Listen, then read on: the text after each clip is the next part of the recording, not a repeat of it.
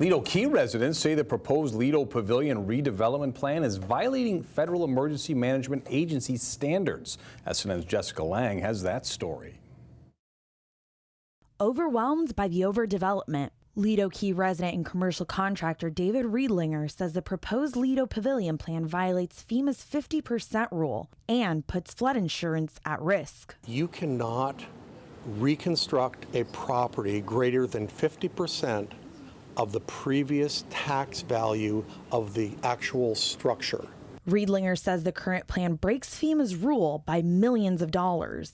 However, in a written statement, the city says that plan has not been proposed, and there are many site improvements that can be done within the 50% valuation. It's a set of plans that can never be constructed. It just doesn't make any sense, and to say that you're going to address it and try and finesse FEMA later isn't going to fly. I've contacted FEMA. I've contacted Steve Martin. The case is open. Former City Commissioner Susan Chapman says this current plan for redevelopment is not worth putting homeowners' flood insurance at risk. We don't need a daiquiri deck at the beach. What we need is low-level development that considers the coastal high hazard area. Resident Sylvia Babineau is afraid this plan will even change the atmosphere she moved here for. I don't want it to turn into a Daytona Beach. I'm a resident here. I live here.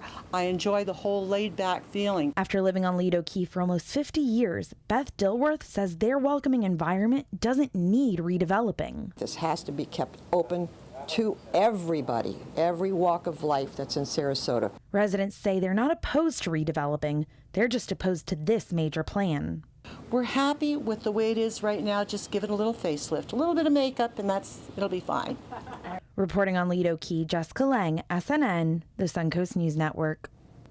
The city says they require FEMA compliance with all building permits, including the pavilion, and there will be a public meeting on Wednesday.